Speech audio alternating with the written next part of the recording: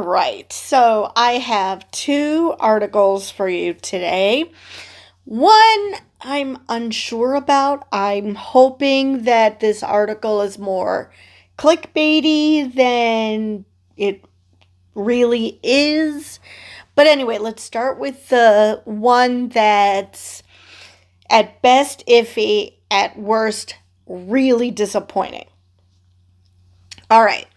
Aides to Governor Gavin Newsome moved to suppress pro-LGBT legislation. And the subheading is, it's one more indication the presidential contender is tacking right. Now, there could be two things. There could be two reasons for this. Oh, I'm not in the middle. There could be two reasons for this.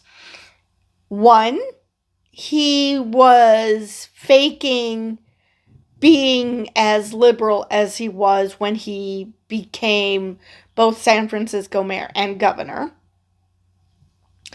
Two, he is just naturally becoming more conservative, which, that's a possibility. That used to be a foregone conclusion that you became more conservative as you aged, and then the Republicans decided to lose their damn minds. So that's a possibility. Or he's now just trying to get into Trump's good graces. So the next time there is a natural disaster, Trump would be more willing to help him instead of hurling insults like calling him Gavin Newsome. So those are the three options. Personally, I hope that that he isn't being a political opportunist, but still, political opportunist or not, he's still thumbing his nose at the people that elected him. So I'm hoping that he isn't actually turning to the right, but he also used to date Kimberly Guilfoyle. And you see how absolutely batshit insane she's gotten. So maybe there's something to it. Or, like I said, maybe this is just a political calculation and he's hoping that, since, I don't know, he thinks that most people are turning against the LGBT community. Or simply that because Trump's in power and he wants to appease him and the other MAGAs. I mean, that's a possibility too. But either way, this is disturbing. A very disturbing development. I was contemplating voting for him. He's well-spoken, he's intelligent, he can go on Fox News and make Sean Hannity look stupid. Not that I don't think Sean Hannity doesn't do a good job on his own, but it's nice to have him be looking stupid in real time because there's somebody there to push back on his bullshit. So, if true, this is very disappointing. But anyway, let's finally get to the article. Aides to California Governor Gavin Newsome held a private meeting with Democratic lawmakers and discouraged them from introducing any pro-LGBTQ+ legislation, Politico reports. Now, I know that the big bugaboo is trans people, but this doesn't say just pro-trans legislation. This is against all LGBT plus people. All right. According to three anonymous sources, oh my God, why am I hiccuping? According to three anonymous sources who have direct knowledge of the meetings, a private gathering was held in January, in which Newsome's chief of staff, Nathan Brannigan, and Legislative Affairs Secretary Christine O'Reilly pushed for the suppression of trans issues reaching the governor's desk. All right, so now it's not just LGBT plus in general, but specifically trans. But let's see what the legislation would have been. Or just any trans legislation, because I can see that there are some sticky issues like trans women in sports, why people focus on trans women and not trans men speaks a lot to how people view gender and biological sex and gender roles. But it's still, dude, if you're going to do this against trans women, it just automatically puts trans men in the same boat. So the very people that you would look at and think, I don't want these people in these areas. Yeah. But anyway, let's continue with the article. Members of the California legislature's LGBTQ caucus ignored the directive and proposed a flurry of bills addressing LGBTQ plus rights anyway. So, let's see if what happens when that gets proposed. If they even mention what it was. Governor Newsome has recently come under scrutiny following the appearance of right-wing extremist Charlie Kirk on Newsome's new podcast. Now, he did say that the point of this podcast is to get, two sides to come together and have a meaningful conversation. Having someone who is so extreme right-wing, though, that's not what I would consider two sides. Because to me, two sides means that you can have a conversation because you have a fixed reality. You're not dealing with somebody who lives in cuckoo bananas land where he thinks all sorts of crazy conspiracies and has not even maybe a passing relationship with reality. So that I can see where that might be a bad thing. Hell, Nick Fuentes has admitted that the liberals were right about Trump. And so I guess, even the extreme right wing is gettable. So it depends on what was talked about, I guess. So, Newsome ceded to aligning with Kirk's views on transgender athletes in women's sports, claiming that trans women and girls participating in sports matching their gender identity is deeply unfair. And I've mentioned this many, many times. It's much more nuanced than that. It depends on the sport. Because let's face it, there are certain sports that I wonder why they're segregated to begin with, because how dumb is that? Obviously, sports that require strength and speed, okay, I can see where that can be problematic. But I've seen sports like curling. That's about skill more so than anything. So why is that segregated? Things like that. So there are sports out there that having a trans person is no big deal. If there was a trans woman on the women's team, she would not be giving anyone an unfair advantage. Same thing with a trans man on the men's team. They wouldn't, I assume by extension, be giving the men a disadvantage, since obviously there is something about being a woman that makes you lesser than in these people's minds. But yeah, no, so not all sports, number one. Number two, has this trans person in gone through male puberty? Because that's the sticky point. Whether male puberty, no matter how far in transition you are, still provides you with an advantage, because let's face it, there are certain things that hormones do that aren't reversible.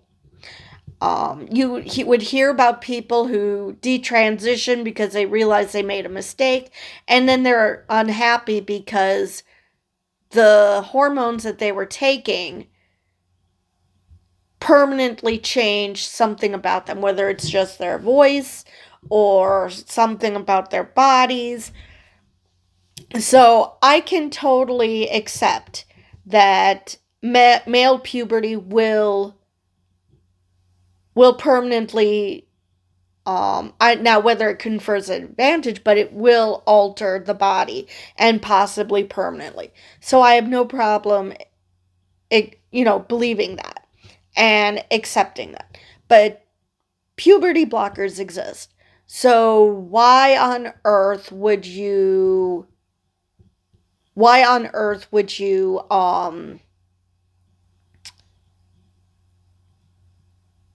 treat trans women who've gone through male puberty the same as trans women who have not?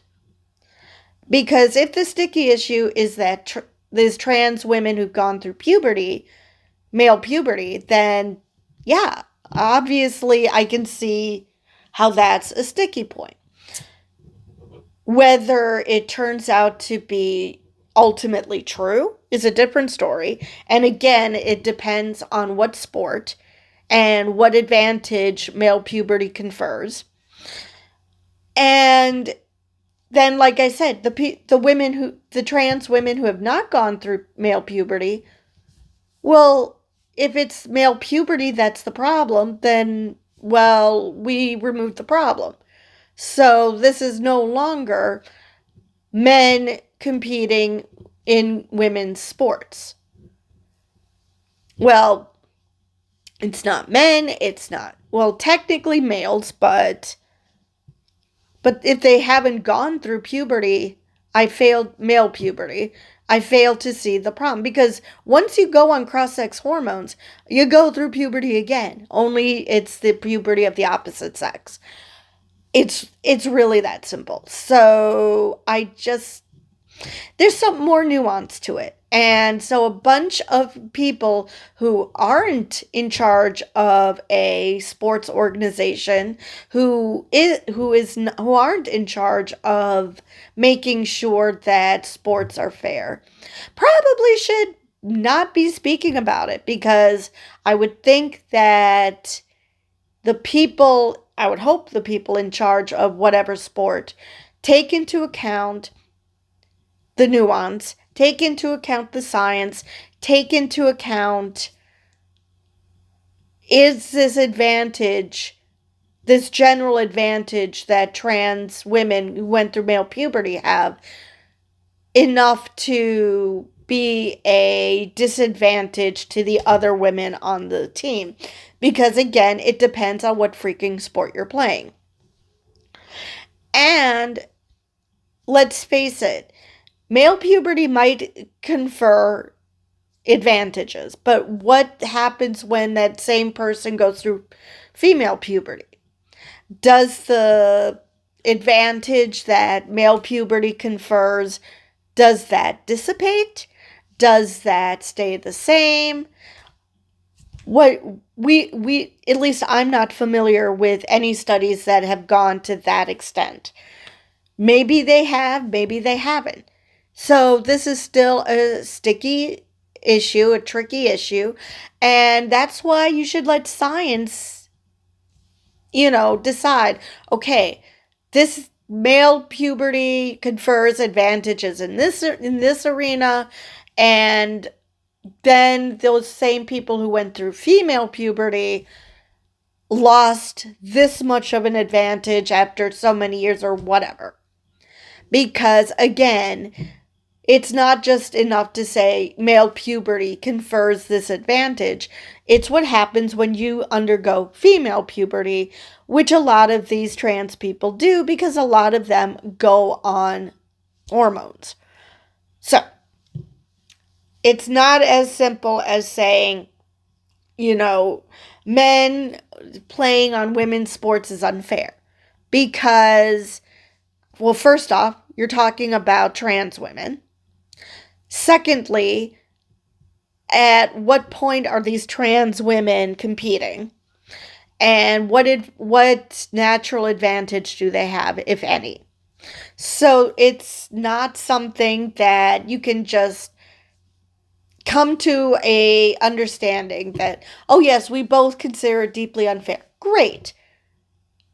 Which part? Because again, you're just basically saying we're going to ignore what science says. We're not going to pay attention to the fact that there's nuance to this. We're just going to do the boilerplate. It's unfair. Even though, the person who is being celebrated for sticking up for cis women against trans women because she felt like she was that she lost out on opportunities because of trans women. That person, Riley Gaines, wound up 5th in her race, tied with a trans woman.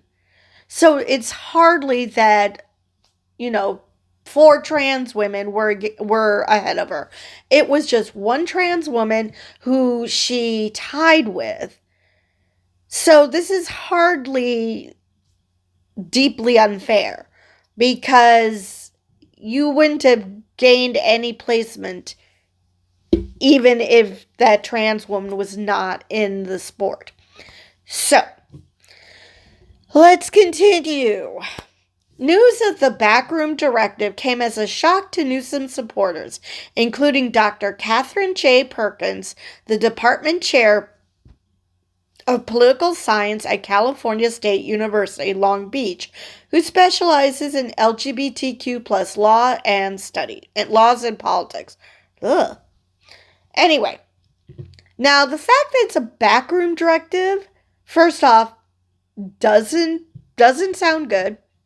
I mean, why is this backroom? Unless it's a hope that the people who have been longtime supporters of Newsom don't find out. Which in this day and age, I do not know how you think that that's going to end up happening.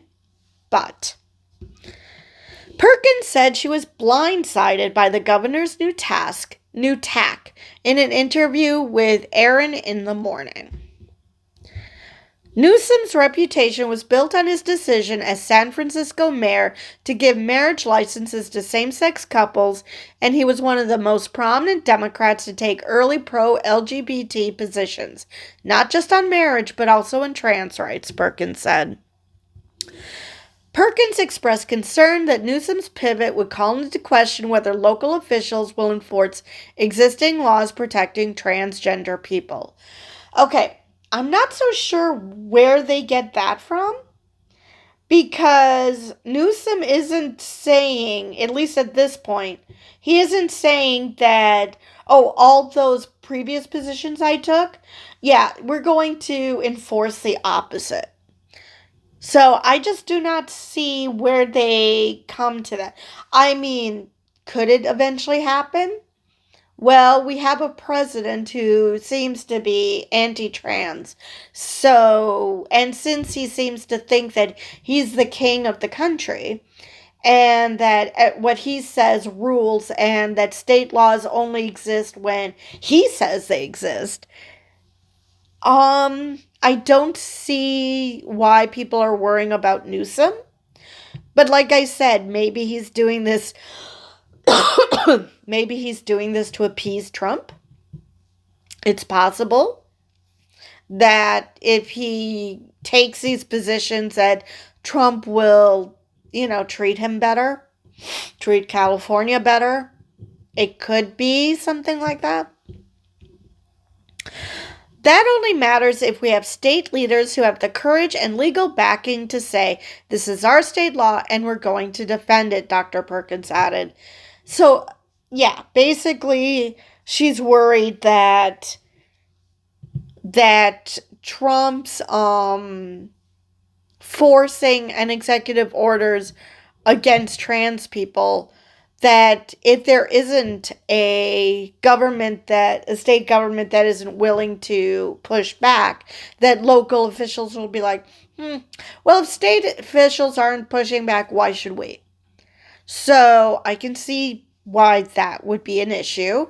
This is why when I was watching Pod Save America, I was shocked that they were just talking about how, oh, we'll have our chance to push back on Trump in 2026. Dude, local elections are a thing. And I mean local, not just state elections, but local elections. And in the case of where I am in Wisconsin, there is a big election for Supreme Court. Whether the liberal majority will continue to reign on the Supreme Court or whether it will go back to a conservative majority. So this is a big deal. And it's such a big deal that Musk is paying all sorts of money to back Brad Schimmel. So there is something to be said for state and local elections. Why are we ignoring those and just talking about how we'll get our chance to push back on Trump in 26 when you can push back on state level and local level? Now, was very bizarre. California State Representative Christopher Ward, a Democrat, also expressed disappointment with Newsom backpedaling on LGBTQ+ rights. We woke up profoundly disappointed and sickened when you have someone who has been thoughtful and has been a very unwavering ally release a statement like that, Ward said of Newsom's trans athletes' comments. Which again, Newsom is actually, I was contemplating that he would be someone I'd be willing to vote for in 26. Because he's thoughtful, he can go on Fox News, like I said, and make Sean Hannity look like a buffoon without raising his voice. He just calmly points out the insanity of what Sean Hannity is saying. So I liked him. It was between him and Pete Buttigieg, who it sounds like Pete Buttigieg is going to take another run for president because he decided not to run for senator of Michigan.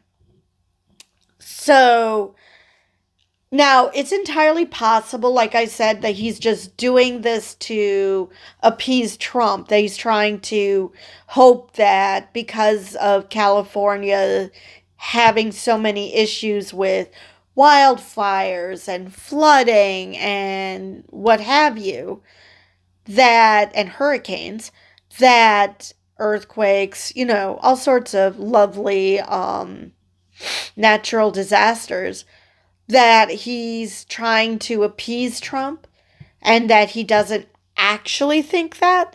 But at the same time, it does put a bad taste in your mouth because there are so many people who are willing to bend the knee that you're like, what the hell, people? Does anybody possess a spine? Because this is not going to help. Giving in to Trump because you think that you'll be in a better position. No, that's not going to work. Anyway, this is playing into a lot of the conversation that Donald Trump is obsessing about in order to distract us. Exactly. So someone did point out that Trump is involved in this somehow. Members of California Equality, a nonprofit LGBTQ+ rights advocacy organization that works with lawmakers, have also denounced Newsom's comments. We are profoundly disappointed and angered by Governor Newsom's comments about transgender youth and their ability to participate in sports. Instead of standing strong, the governor has added to the heartbreak and fear caused by the relentless barrage of hate from the Trump administration, said the group's executive director, Tony Huang. Oh, ow. Okay. Now, another thing I forgot to mention is another factor in this let's go after trans women and girls is that before puberty, before anyone goes through puberty, boys and girls play together. I mean, I've mentioned this before on this channel. I remember when I was in, I believe it was 6th grade. It could have been just 4th grade. I don't know if I was graduating elementary school or this was earlier. But we had track and field day. Now, again, nobody has gone through puberty at this point. So the boys and girls, I must have been in 3rd or 4th grade. There's no way I was in 6th grade at this point. But anyway, so we, boys and girls competed against each other. It wasn't a girls' race and a boys' race. Everyone played together. Why?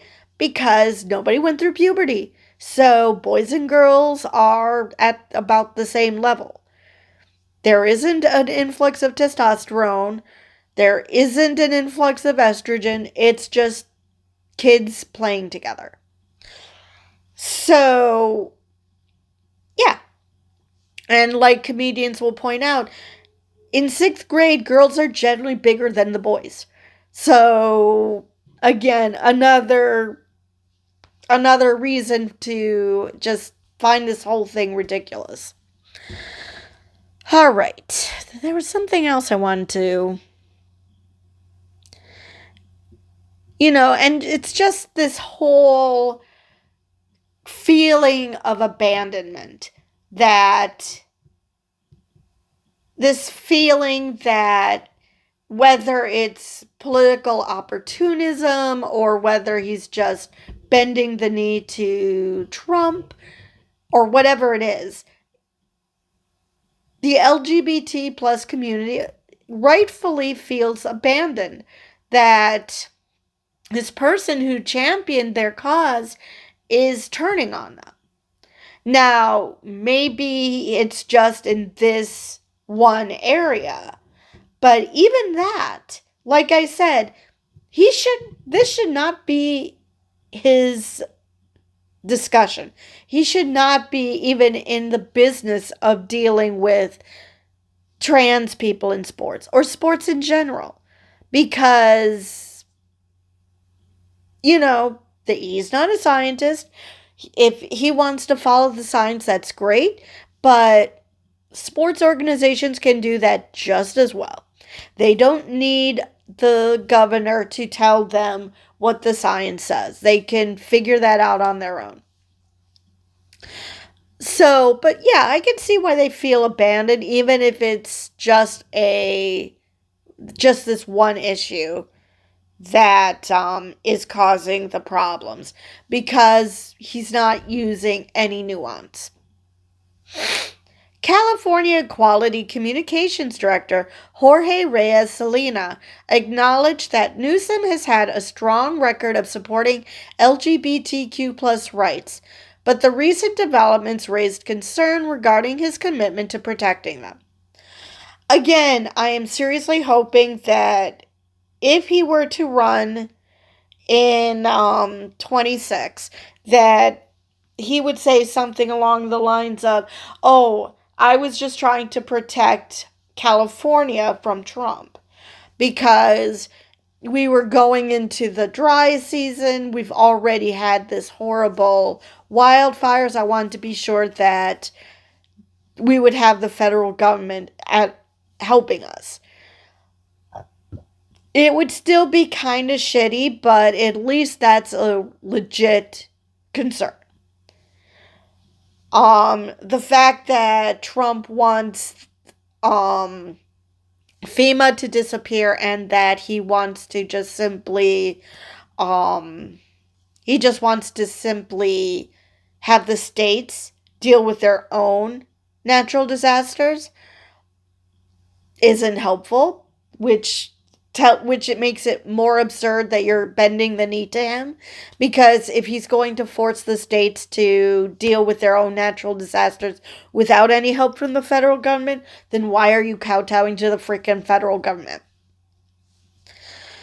All right. We just want to make sure that he is reaffirming his commitment to every single letter of that, including the transgender community. California needs leaders who will stand firm in protecting the rights and dignity of transgender youth and not waver under political pressure, Selena said. Newsom is widely regarded as a frontrunner for the Democratic presidential nomination in 2028, and the implications for the future of trans rights could extend beyond the Golden State. It opens up space for lots of other Democratic presidential candidates to take the same position. It can lead to a potential shift in the national political landscape at the very time when the trans community is most vulnerable, Perkins said. I mean, it's possible. I'm not going to fearmonger because it all depends on the constituency. There were people who weren't saying shit about Medicare for all until Bernie was doing well in the presidential race. And then suddenly other people started talking about Medicare for all or some type of public option. So it's absolutely possible that this could hurt trans people and that Democrats could abandon them in the next presidential race. However, that's not a guarantee. It depends on whether his rhetoric, number one, if he continues that rhetoric in 26, and how people respond. Because if people respond well to him, then I could see that, Democrats will abandon trans people. Now, if there is somebody who's takes very similar stances as Newsom, but also acknowledges that trans women are women, and that even if they say it's a nuanced thing and it depends on what sport we're talking about and whether the trans woman went through male puberty, how long ago, what the system is. And let's face it, there are tests for testosterone for both men and women. So it's not like trans women who have a ton of testosterone because they haven't either started taking hormones or they haven't been taking them for a while, would not be allowed to compete because they have too high testosterone. So, yeah. There are tests out there. There are guardrails. It's not like you let trans women in and it's open season, that there are no guardrails against people who have too much of one thing, in this case testosterone, because there are men who have too much testosterone and who get dinged for it. So I'm not sure I would go that far. I understand why there is that fear because of the fact that the trans community is under attack, but I wouldn't go so far as to say that the Democratic Party is going to abandon trans people in 26 because Gavin Newsom has taken a certain stance. because he could either backtrack and say, yeah, I was just trying to protect California from Trump, or he could double down. And again, either way, it depends on how people react to him. If the Democratic Party embraces him and they like that specific issue, then yes, there is something to be concerned about. But if the majority of the Democratic Party doesn't, or it's split, then no, that isn't an incentive to go against trans people, because it's not a foregone conclusion that that's a losing position or a winning position or whatever. All right. A spokesperson for the governor told Aaron in the Morning that Newsome is committed to productive conversations with the LGBTQ caucus to advance legislation, including important measures supporting the health, safety, and well-being of transgender Californians. And like I said, that could easily be the case.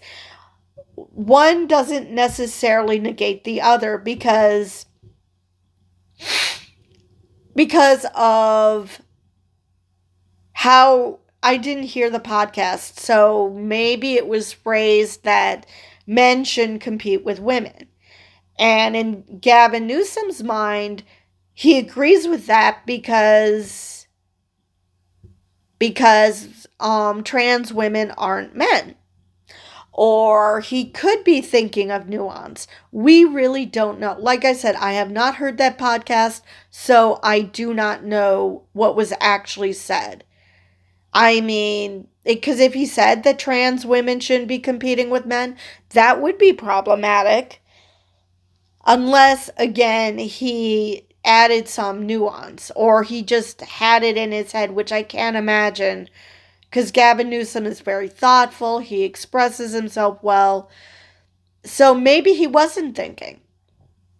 Maybe people just have to teach him that, okay, well, what about trans women who haven't gone through male puberty? What about this? What about that? And he'll realize that, oh, it's much more nuanced than I thought. So, or he was just trying to be nice to Charlie Kirk. Because it's like, okay, he's on my podcast. I gotta find something I agree with this dumbass with.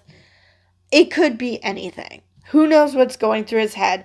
I am not going to condemn him yet. I'm going to wait to see what he does. Because if he does start shitting on trans people with legislation, that would be problematic.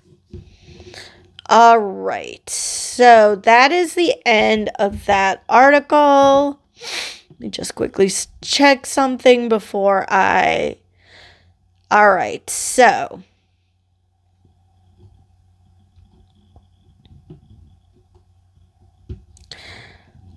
Let me get to the next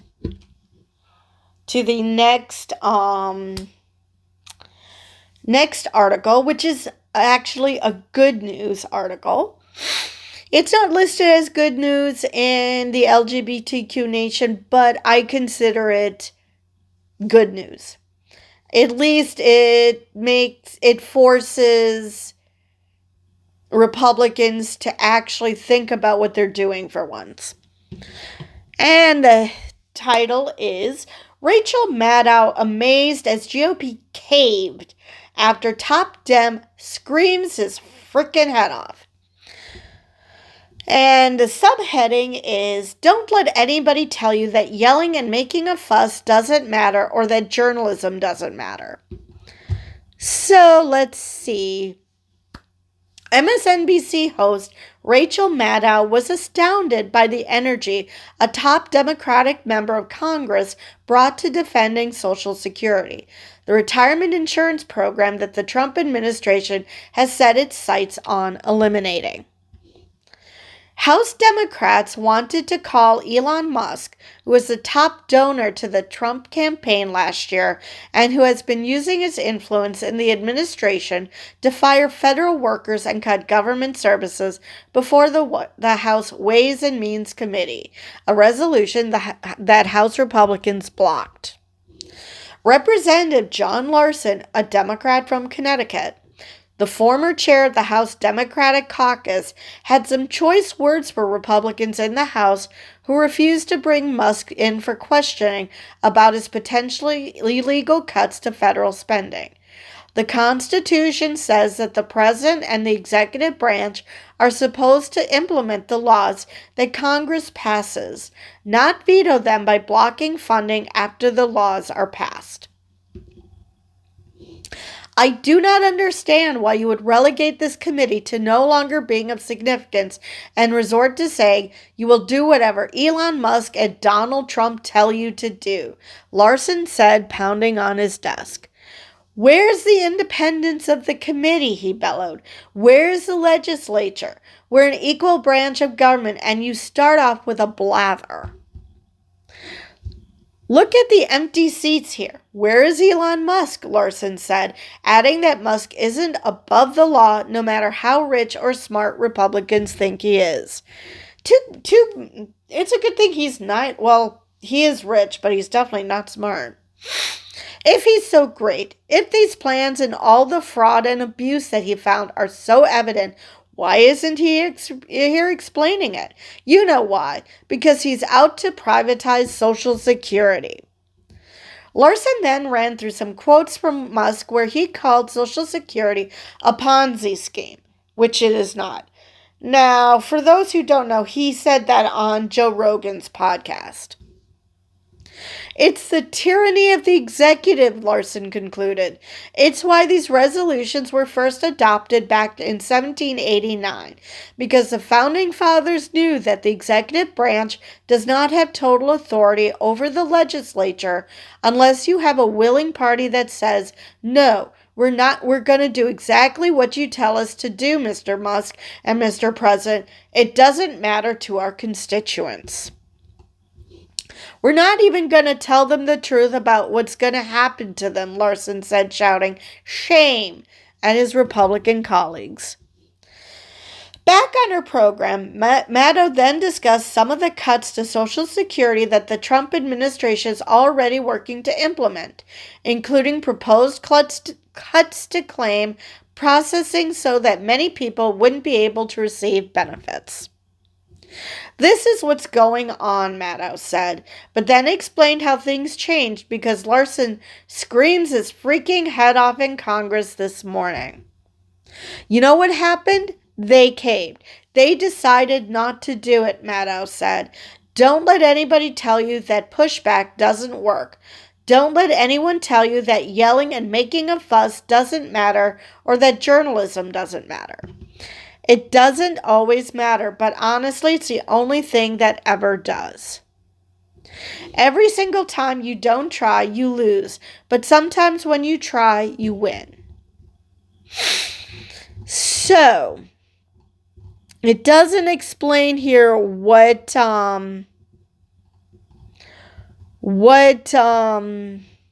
bill this was about Social Security. But, yeah,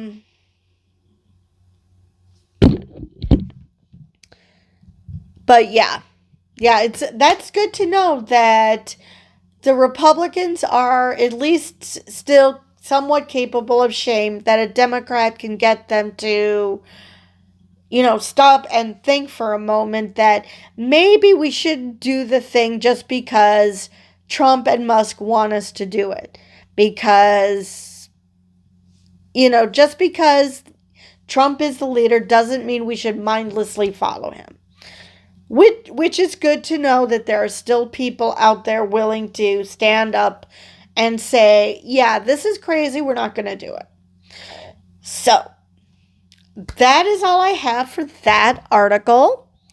Now, before I leave you, let's check out Project 2025 and the horribleness that awaits us. So 97 objectives have been completed. There are 48 in progress. So we're 40% on the way to complete health. So let us see what is the latest. So for those who haven't heard, the Department of Education, well, they're trying to close the Department of Education, but the latest objective is cease investigating Title VI disparate impact cases.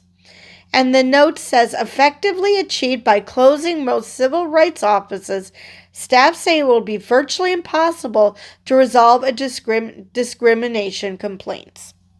So that's great because, nothing says this administration wants to be able to discriminate against people than ceasing of agencies' ability to look into discrimination complaints. So that was that was completed on the 12th. And I believe that is the latest. But let's go to the objectives that have been added, because as we all know, that USAID is 100% complete in their objectives. Department of State still has the 9 objectives that they're only at 89% done. The White House is still at 88% done, so that hasn't been changed. But the Department of Defense is now 62% complete. So let's look at what was completed since Okay.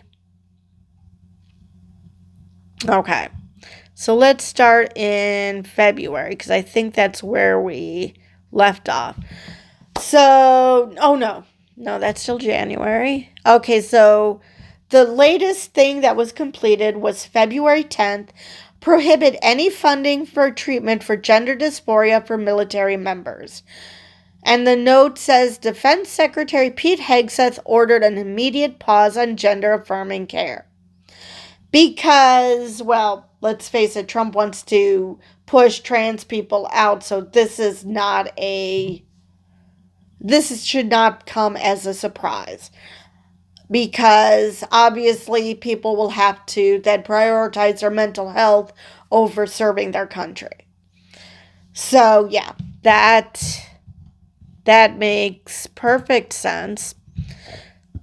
So the other one that has gotten closer to completion at 61% is the Department of Justice. So let's see what new things happened there.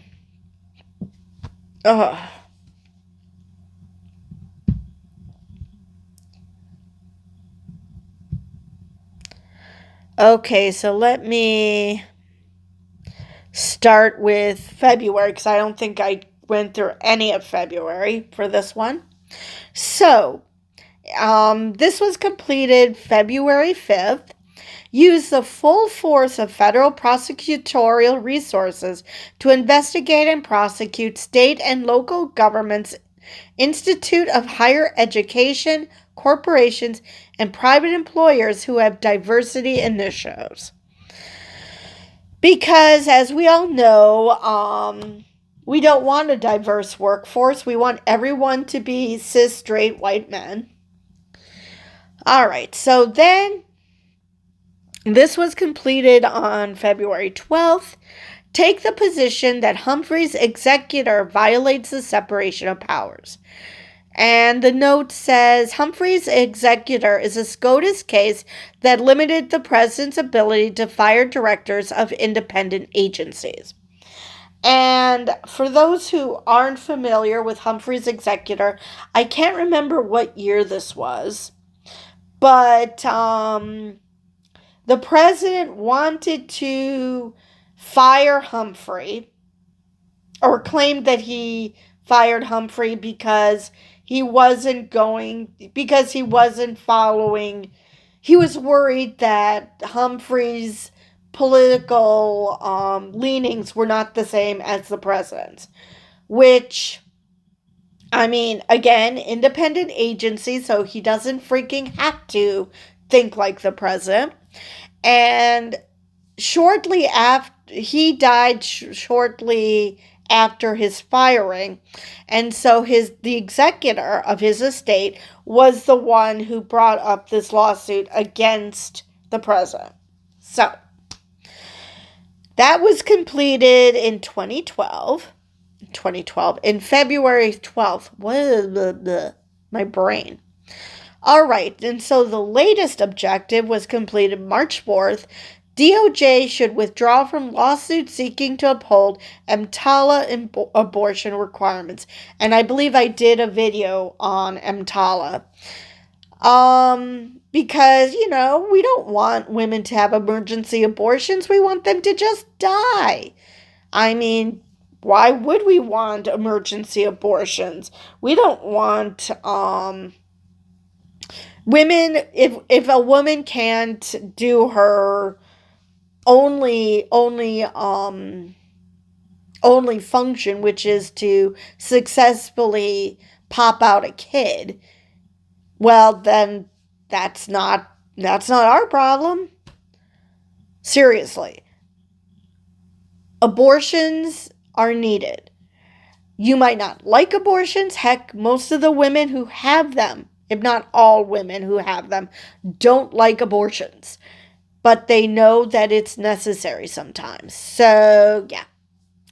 But yeah, let's just let them all die, and or even worse, have them watch their non-viable fetus die within minutes, possibly days, to lengthen their torture, simply because it would have just behooved everyone to just have an abortion and save everybody the pain. Because I can assure you, if the people who are screaming that fetuses can feel pain at what is it, 8 weeks, 6 weeks, that they're claiming this, they sure as shit can feel pain once they're born. And so they are suffering for every minute of their life before they die. So basically, the people who are screaming all of this don't seem to give a shit about babies once they're born. Because if they did, they might actually consider that this is not good for anybody. But no, we should just, force women to pop out kids at all times, because that's the only thing women are freaking good for. It is just mind-boggling how people,